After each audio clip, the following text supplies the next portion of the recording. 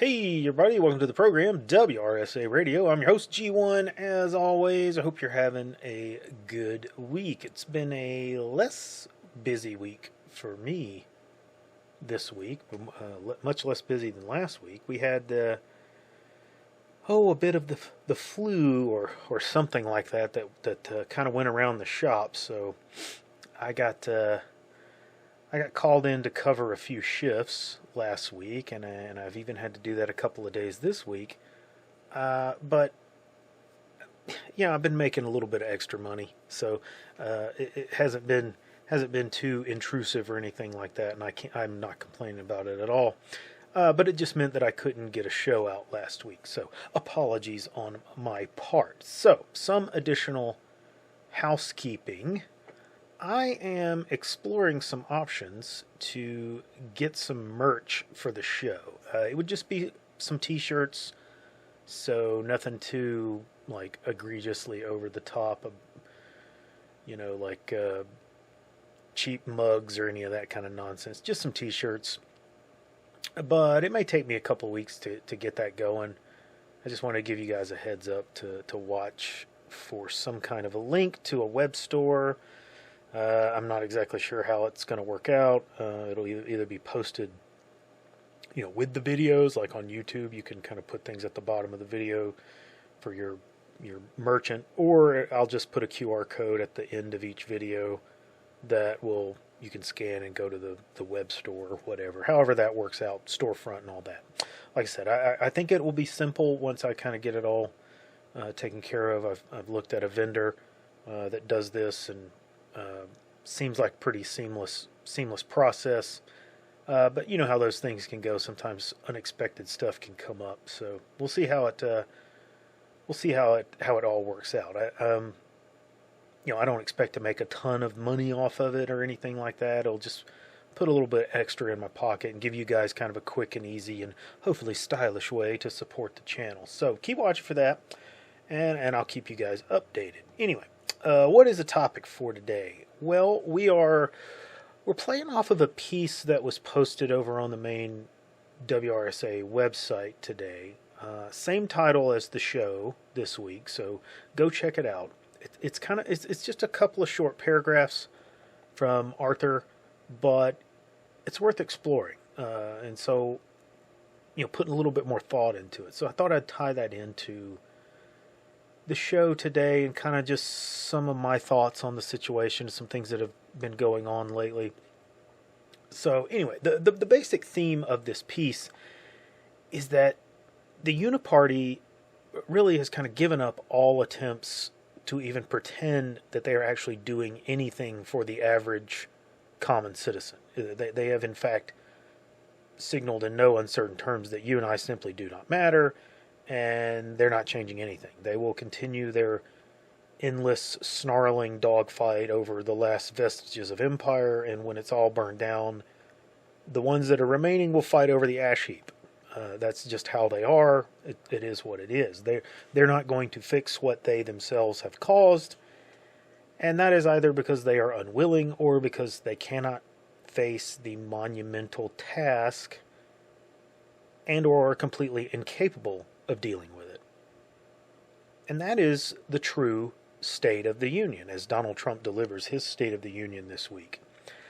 I believe that Donald Trump offered us the last best chance of kind of turning the ship of state away from the iceberg, but for a number of reasons that we don't have to dwell on and kind of get into today, he has shown that at best he will keep us from a straight-on strike on the bow, but we're getting disaster pretty much one way or the other, at least in my opinion. The timing of it all still remains to be seen, but it really all feels like it's coming to a head in the next couple of years or so. And there are still escape routes, there are lifeboats, but it's not looking very good.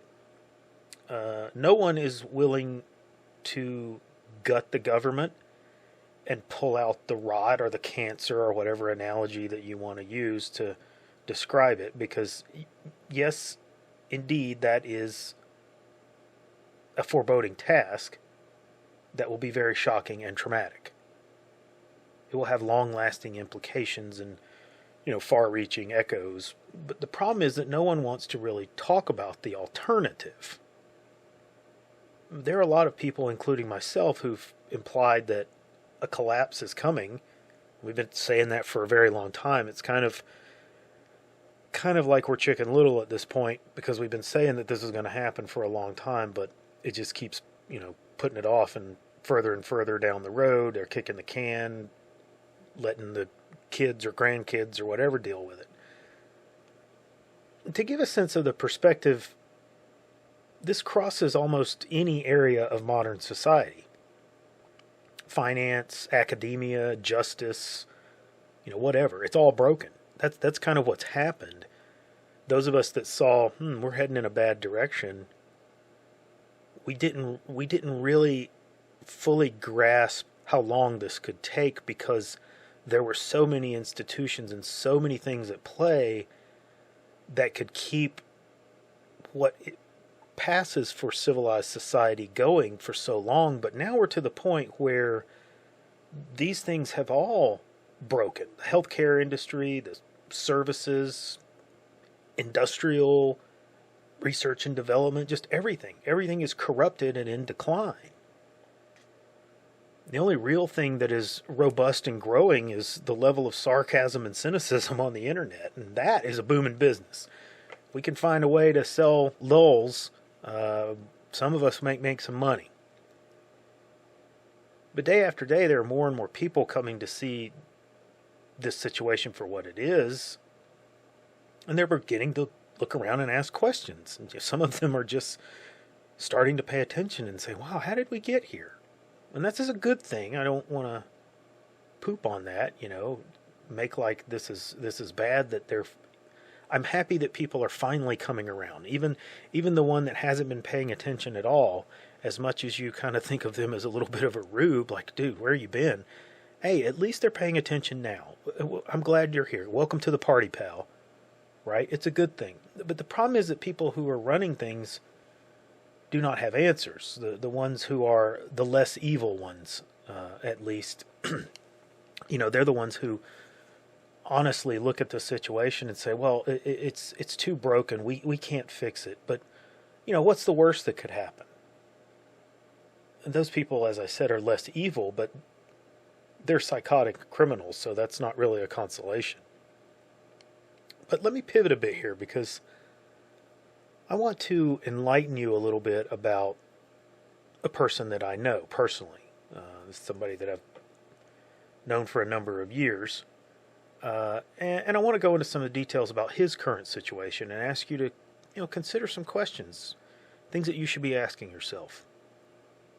Because if you think we have it bad here, and make no mistake, we have it bad, I offer the position that doing nothing and simply allowing the structure to collapse is far worse and a far greater evil than to create temporary chaos and temporary disruption, even if to just try to orchestrate a controlled collapse of government. Now, this past weekend, actually, if you were paying attention, you probably heard the story of what is taking place in Mexico. The U.S. provided assistance to the government of Mexico, and the government locates and launches a raid on the compound of a high-ranking drug cartel boss of the Jalisco cartel. And they kill several people and arrest several people. And it just completely disrupts this cartel and its operations. Well, the cartel responds with open street warfare and violence all across the country. A lot of it aimed at Americans, or where they think Americans are, or people who have, dealt with Americans or whatever. And multiple cartels have kind of kicked in and added to the violence with all kinds of their own motivations, but just kind of seeking to capitalize on this disruption and breakdown. So Monday morning, I get a call from a friend of mine, and we're having a discussion about something else, but the topic of a mutual friend of ours comes up, and he says, well, pray for him. And I said, "Whoa, what's going on?"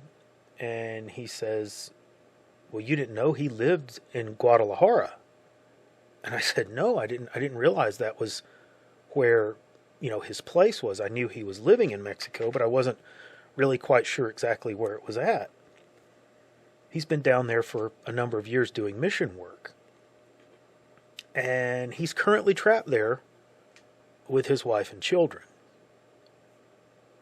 Now, lucky for him, he is Mexican, so he's not, this kind of sticking out like a sore thumb gringo that would draw a lot of attention, but he's essentially trapped in his home and he's protecting his family. And now, before you go and suggest, well, that guy's probably exaggerating or something like that. He's just being fearful of things that, are just, they're not happening near this person, whatever. No, no, no. This is not just happening in the city that he's in or 5 or 10 miles away or something like that. He sent us pictures of burning cars and cartel gunmen on his street. He's very right to be afraid. They were all around his home. Now, thankfully, things have kind of calmed down in his immediate vicinity over the last couple of nights. But he's staying put there until he gets a better handle on what is really going on. And this is something that my circle of people and myself kind of immediately went into action. Hey, what can we provide him? What can we do for him? We're working on ways to get him out of the country as soon as we can. If he can make it happen on his end, or if he's willing to do that, can take the risk, whatever. Ideally, we don't have to put that into motion, but we're working on it anyway, just in case. Now, I tell you this story because I want you to consider some things. Mexico is a failed state. It failed because it allowed the corruption and the rot of the illegal narcotics industry to hollow it out and turn it into nothing but a shell that kind of goes through the motions of a functioning state. Now, that state is still a very dangerous entity, but it has diminished to the point that it's almost irrelevant in the daily lives of its citizens. And it's the cartels or the corrupted local officials, which are often the same thing, that are far more of a concern or far more of a danger. That's more of the face of the people that interact with the average citizen on a daily basis down there. Now, my friend is very lucky that he has people who care about him and love him and are willing to do what we can to get him back and his family back into the United States. Now, I want you to imagine and ask yourself some questions. If we do nothing, if we continue to accept the outcomes, the deprivations, and the collapse as something that is unstoppable and inevitable, our country will become a fully failed state. And we're almost there already. But we will fail and we will hollow out, and local warlords or governors or city councils, mayors, whatever, they will be the ones who truly control your life. And when the federal government has become such a shell that no constitution or law or rule, whatever, will save you, you will not have a judiciary on your side that will decide what is and what is not sane and reasonable. It'll boil down to simply being, well, how much money do you have to pay to keep yourself safe and unmolested, and who do you have to pay that money to? Maybe if you're lucky, you'll have enough friends with guns and a steady source of income, be it legal or otherwise, that you can tribe up with and keep yourself and your family safe. Because that's the reality of life in Mexico. That's how it is down there. But the big difference between there and here, other than just it being a matter of time, is the fact that for the time being, the people in Mexico have somewhere that they can run to.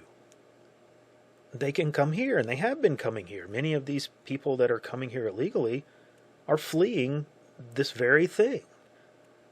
We've allowed that to continue to fester and take place down there in Mexico, and cause most of this problem ourselves. But when everything fails here, we don't have a United States to run to. There'll be nobody offering to take us in. They don't expect anything from us. They expect us to die.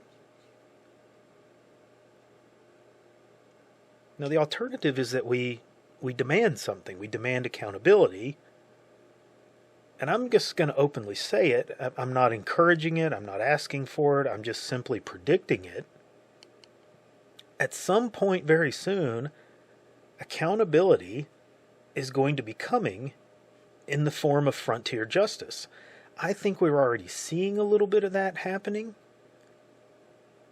But someone is going to see what is happening here and say, nope, not going to let these people get away with this. They're going to do the math and they're going to come to the conclusion that it's worth more to act than to sit on their hands and wait for something to happen.